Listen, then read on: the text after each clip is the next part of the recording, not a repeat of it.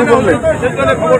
আজকে হচ্ছে কি আমার রায়গঞ্জের লোকসভা প্রার্থী হিসাবে বাম কংগ্রেস দলের হয়ে আমরা প্রথম প্রচারের রায়গঞ্জ থেকে একটা আরম্ভ করলাম। এটা হচ্ছে একটা ওয়েলকাম করার জন্য সমস্ত রায়গঞ্জ লোকসভা এলাকার যারা কর্মীরা আছেন কর্মীরা আছেন তারা নিজের আবেগে আজকে এখানে আমাকে ওয়েলকাম করার জন্য এসছেন।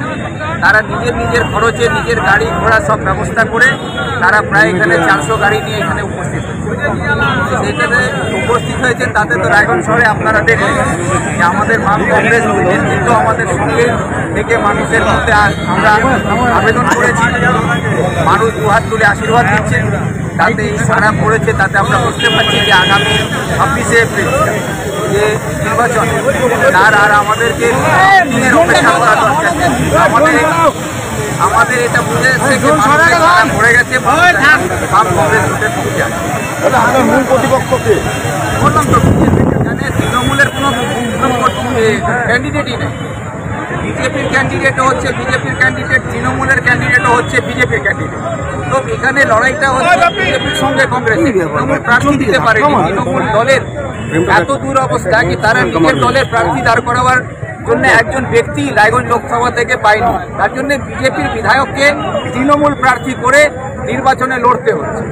এতে পরিষ্কার হচ্ছে কি বিজেপির সঙ্গে একটা সমঝোতা করে আগামী দিনে যাতে বিজেপি এখানে নির্বাচনে লড়াই করলে যদি জয়লাভ করতে পারত তাহলে বিজেপিকে এই আসনটা তুলে দেওয়ার ব্যবস্থা মমতা ব্যানার্জি করে দিয়েছেন কৃষ্ণ কল্যাণীর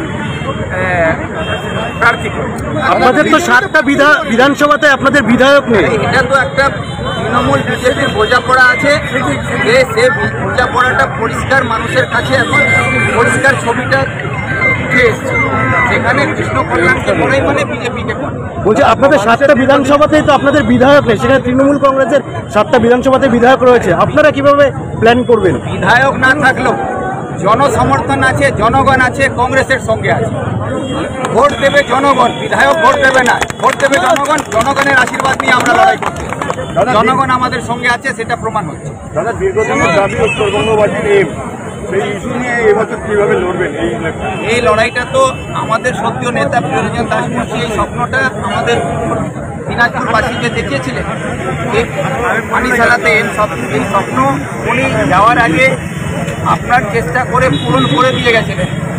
বিজেপি সরকার আসার পরে সেই ওনার স্বপ্নকে কার্যকরী করতে বাধ্য হয়েছিল এবং পানিশালাতে এমস হবে এইটা আমরা সবাই জানতে পেরেছি। কিন্তু তখন যে মমতা ব্যানার্জি কংগ্রেসের হাত ধরে সরকারে এসেছিলেন সেই প্রিয়রঞ্জন দাশমুন্সিকে দাদা বলে উনি সবসময় করেন, শ্রদ্ধা করেন। সেই দাশমুন্সি বারে বারে ওনার কাছে রিকোয়েস্ট করার সত্ত্বেও এই এলাকা থেকে কংগ্রেসের পক্ষ থেকে বাম কংগ্রেস সমর্থক সবাই আমরা আবেদন করেছিলাম এই এমসটা যাতে এখানে থাকতে হয়, জমিও দেওয়ার ব্যবস্থা সব কিছু থাকার সত্ত্বেও মমতা ব্যানার্জির একটা হঠকারী সিদ্ধান্ত উত্তর দিনাজপুরবাসীকে বা উত্তরবঙ্গের মানুষকে চিকিৎসা থেকে বঞ্চিত করে বেসরকারি চিকিৎসা ব্যবস্থার মুখে ঠেলে দেওয়ার জন্য এখান থেকে এমসকে তুলে নিয়ে গিয়ে উনি কল্যাণ দিতে। তার জন্যে এই এলাকার মানুষও ওনাকে ক্ষমা করবে। আজকে যারা অসুস্থ হয় বিভিন্ন রাজ্যে যেতে হচ্ছে, তার কারণ হচ্ছে ক্ষমতার যে সুবিধাটা আমরা এখানে পেতে পারতাম পাই। তাই জন্য আমাদের এটা লড়াইয়ের মধ্যে একটা আমাদের দাবি থাকছে কি যাতে আমাদের এলাকায় রায়গঞ্জের মানুষ যাতে সুস্থ চিকিৎসা ব্যবস্থা পায়, উন্নত চিকিৎসা ব্যবস্থা হয়, তার জন্য সরকারকে দিয়ে ব্যবস্থা করাবার লড়াই আমরা করব। দাদা, প্রিয়রঞ্জন দাশমুন্সির সেন্টিমেন্ট এবার প্রচারে কতটা কাজে লাগবে? দেখুন, প্রিয়রঞ্জন দাশমুন্সি শুধু রায়গঞ্জ লোকসভার একজন সাংসদ ছিলেন না, উনি পশ্চিমবাংলার শুধু নেতা ছিলেন না, উনি পুরো ভারতবর্ষের রাজনীতিতে একটা আলোড়ন তুলে দিয়েছিলেন। ভারতবর্ষের যদি রাজনীতির ইতিহাস লেখা হয় তো প্রিয়রঞ্জন দাশমুন্সিকে প্রথম শ্রেণীতে রাখতে হবে। সেরকম ব্যক্তিত্বের প্রভাব আমাদের এই এলাকাতে এখনও আছে। মানুষ ওনাকে শ্রদ্ধা করে, আমরা সবাই ওনাকে শ্রদ্ধা করি। সেই জন্যে আজকে আমরা ওনার মাল্যদানের মধ্যে দিয়ে ওনার আশীর্বাদ নিয়ে আমরা আগামী লোকসভার জন্য প্রস্তুতি নিচ্ছি। দীপা দাশমুন্সির সাথে কথা হয়েছে আপনার? হ্যাঁ, দীপা দাশমুন্সির সঙ্গে আমার পরশুদিন কথা হয়েছে। উনি এখন অন্য রাজ্যে ব্যস্ত আছেন, উনি এখানে প্রচারে আসবেন এই কথা দিয়েছেন। উনি সময় বের করে এখানে আসবেন। দাদা, আজকে শহরে র্যালি করলেন, কতটা যেতে হবে? 100% আশাবাদ। এই তো আপনারা দেখলেন যে এটা কোনো নিজের চাহিদায় নিজে ভালোবেসে আজকে প্রায় এখানে 400 উপরে গাড়ি এখানে নিয়ে এসছে, 2,500 লোক চলে এসছে।